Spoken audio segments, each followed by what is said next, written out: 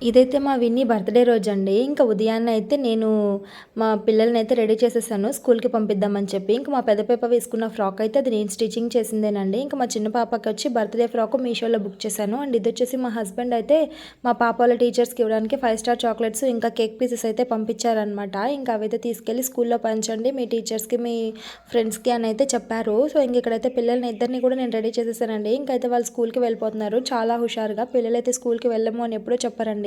ఎప్పుడు కూడా స్కూల్‌కి వెళ్ళడానికి యాక్టివ్‌గా అయితే ఉంటారు. సో, నేను ఇంకా చాక్లెట్స్, కేక్స్ అన్నీ కూడా ప్యాకింగ్ చేసేసి అయితే పిల్లల దగ్గర అయితే స్కూల్‌కి ఇచ్చి పంపించేసాను.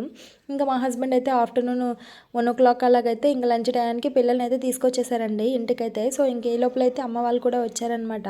ఇంకైతే వాళ్ళిద్దరూ వాళ్ళ అమ్మమ్మని చూడండి. వాళ్ళ అమ్మమ్మని చూసాక చూడండి ఎంత హ్యాపీగా అయితే ఉన్నారో. ఫుల్ జోష్ వచ్చేసింది మా విన్నీకైతే అమ్మమ్మొచ్చింది, అమ్మమ్మొచ్చింది అనంటూ. సో, ఈవినింగ్ అయితే పిల్లలందరినీ కూడా గ్యాదర్ చేసి ఇలా ఫంక్షన్ రెడీ చేసుకున్నాము. సో, వీడియో అంతేనండి. Thank you.